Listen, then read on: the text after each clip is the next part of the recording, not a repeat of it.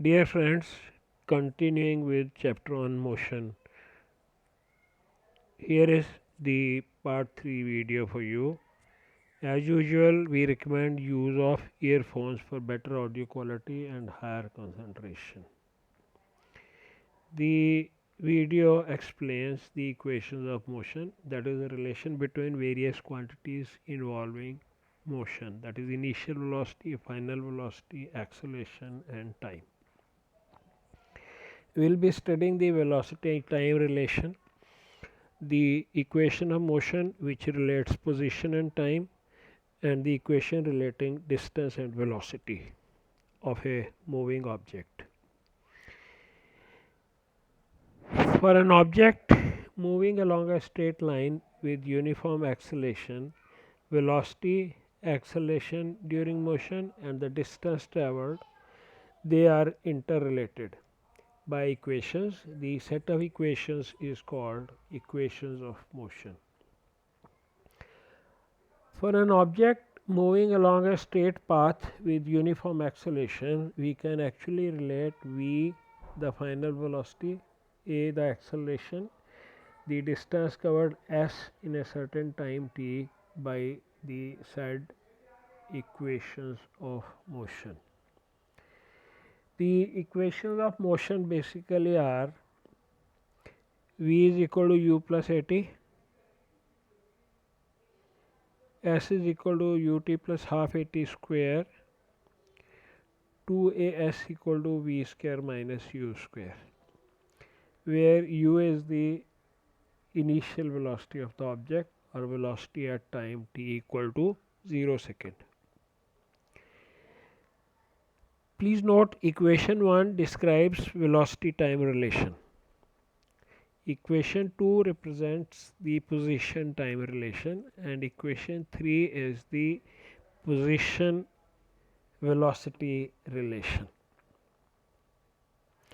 The equation 3 can be obtained from equations 1 and 2 by eliminating the time from the equations. We can derive these equations of motion by graphical method.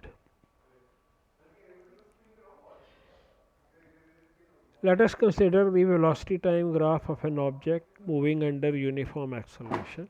You can see the graph in the figure. Here initial velocity u is not equal to 0. So initial velocity is velocity of the particle at point A. The velocity is increasing uniformly to v represented by point B in time t. As velocity time graph is a straight line, the motion is uniformly accelerated.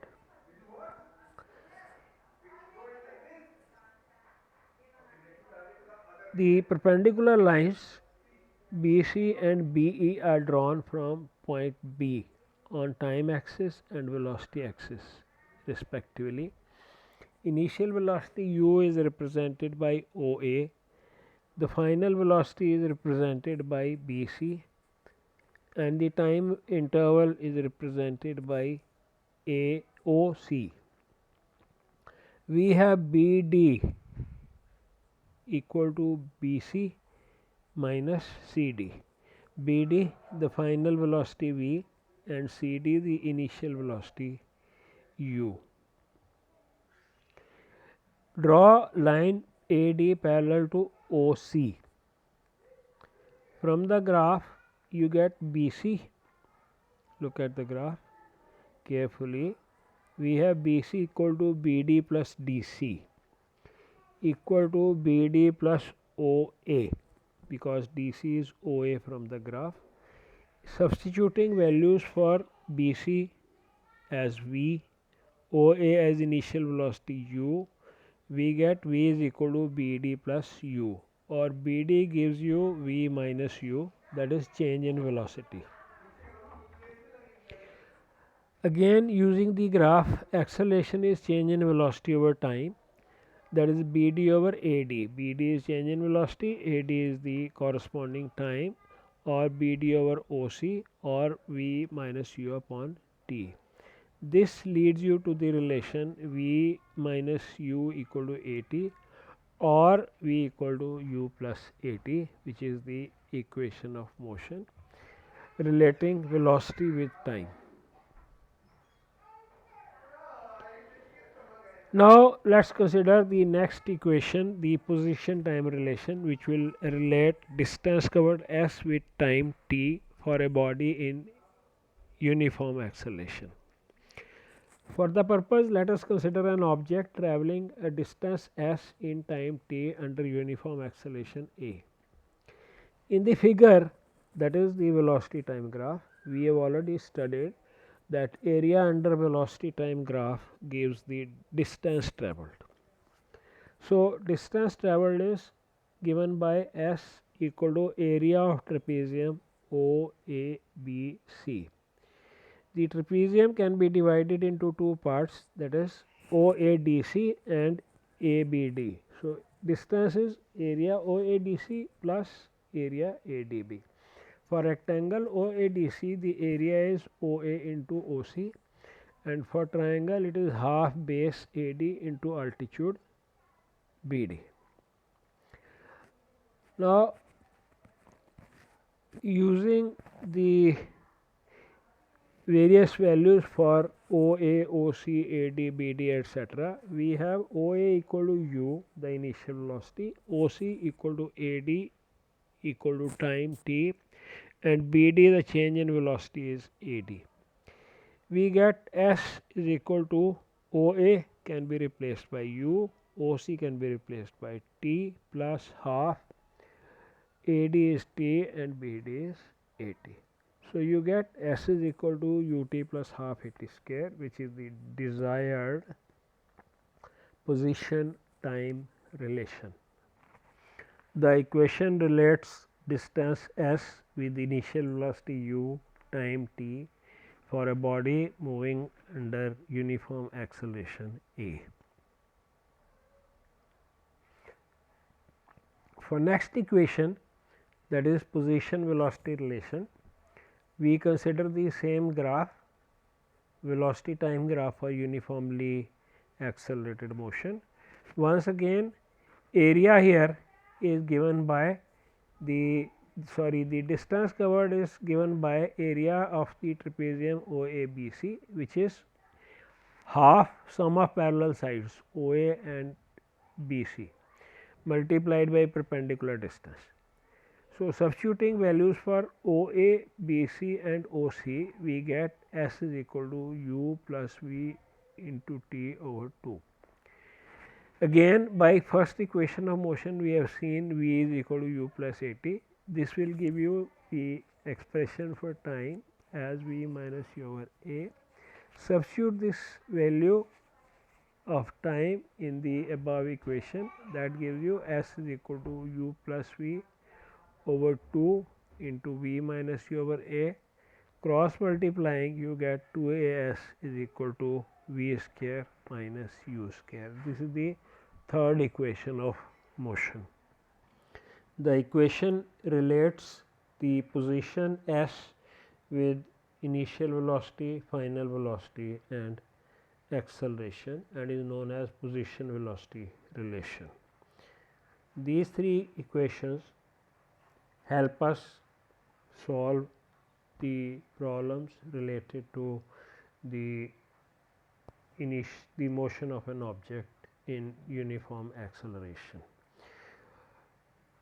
To use these equations, we will now take up a few examples. A train starting from rest attains a velocity of 72 km per hour in 5 minutes. Assuming the acceleration to be uniform, find acceleration and the distance covered. For solution, let us first of all record the data. We have initial velocity u equal to 0 because the body is starting from rest. The final velocity v is 72 km per hour. This we will express in meter per second as 20 meter per second.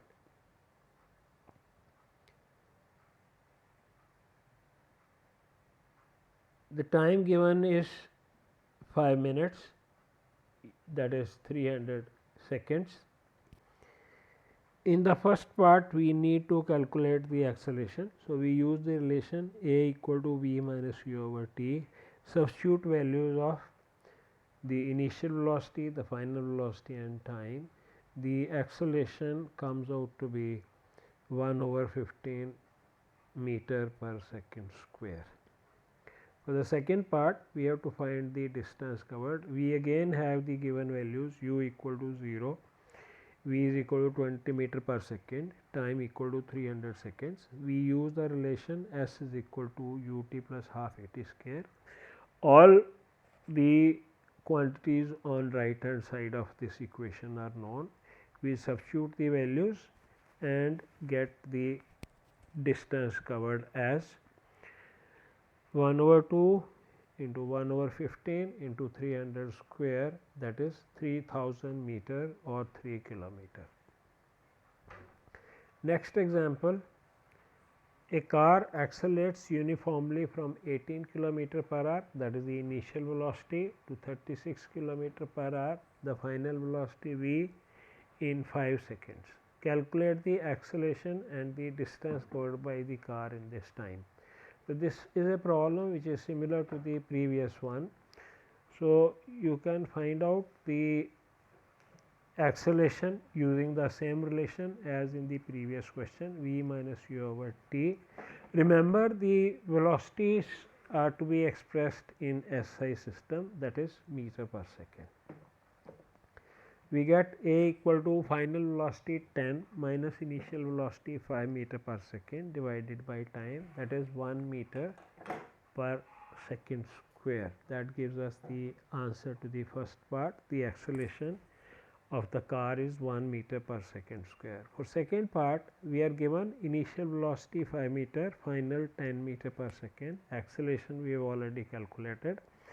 We can use the relation 2as is equal to v square minus u square, that is the position velocity relation.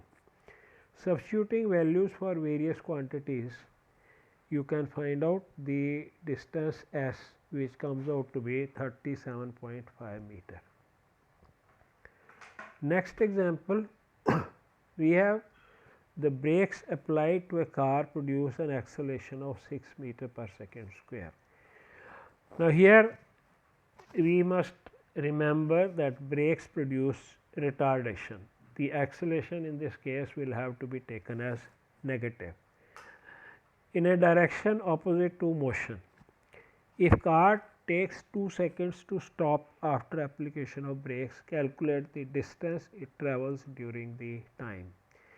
We are given acceleration is equal to minus 6 meter per second square, final velocity is 0 and time is 2 seconds. Using the relation v equal to u plus at, we can get the initial velocity as 12 meter per second. Then using s is equal to ut plus half at square, that is position time relationship, you can get the distance as 12 meter. Here are some problems for practice. These problems are based on the equations of motion which you have just now studied. You will do well to solve these problems carefully. Please make sure that a body starting from rest gives you value of initial velocity u as 0 and a body coming to rest or coming to stop has final velocity v equal to 0. For all given quantities, you must be careful about the units. It's advised that the given quantities are expressed in meter per second or SI system of units instead of kilogram, hour, etc. Now, another important type of motion is the circular motion, which may again be uniform or non-uniform. We will be studying only uniform circular motion. We know that an object is accelerated when its velocity changes. Velocity being a vector quantity involves magnitude as well as direction. So, change in velocity can be due to the change in magnitude or direction or both. A uniform circular motion is an example of an object moving with uniform speed but variable velocity. The velocity in case of uniform circular motion changes due to continuous change in direction of motion of a particle. Let us consider motion of a body along a closed path, say a rectangle ABCD. If an athlete runs at uniform speed along the rectangular closed path, he runs at uniform speed on straight paths AB, BC, CD and DA. To keep himself on track, he quickly changes his direction at the corners. To complete one rotation in the track, the athlete has to change the direction of motion 4 times, as you can see from the diagram. Suppose now the athlete runs along a hexagonal track A, B, C, D, E, F. In this case, the athlete will change his direction 6 times to complete one round. Now, let us suppose the athlete is now running along an octagonal path. See the diagram. The direction has to be changed 8 times in one complete round. As the number of sides of the track is increased, the athlete has to turn more and more often, and the size of the side keeps on decreasing. If we increase the number of sides to infinite number, in this case the track will approach shape of a circle. Length of each side will decrease to a point. If the athlete moves with a velocity of constant magnitude, that is, the athlete is running at a constant speed along the circular track, the change in velocity is only due to change in direction. Motion of athlete along such a path is accelerated and is called uniform circular motion because the speed remains constant. We know that the circumference of a circle of radius r is given by 2 pi r. Suppose the athlete completes one round in t seconds. The speed will be given by distance 2 pi r divided by time taken to complete one round. So, v is equal to 2 pi r by t. When an object moves in a circular path with uniform speed, its motion is called uniform circular motion. This is an activity which we have performed earlier. Let us take a piece of thread and tie a small piece of stone at one of its ends. Move the stone to describe a circular path with constant speed by holding the thread at the other end, as you can see in the diagram. With the stone moving along the circular path, release the thread and let the stone go. Note the direction in which the stone moves after it has been released. If you repeat the activity and observe the motion of the stone by releasing it at different points of the circular path, you will observe that the stone moves along tangent to the circular path. This further confirms that the velocity of the particle in uniform circular motion keeps on changing, and at every point of the circular path the velocity is along the tangent to the circular path. In daily life, we come across numerous examples of objects in uniform circular motion. The motion of moon and earth a satellite in circular orbit around Earth, cyclist on a circular track at constant speed, the blades of a fan, and so on are a number of examples of uniform circular motion.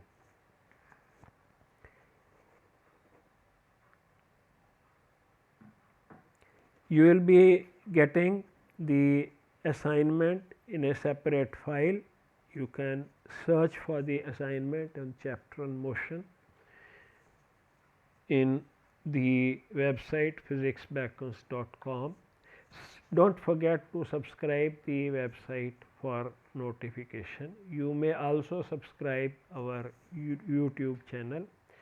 For feedback, you can write to the mail address on your screen. Happy learning. Do try the problems in the assignments. The assignments have been very carefully designed to bring home the concepts in physics. Thanks for watching.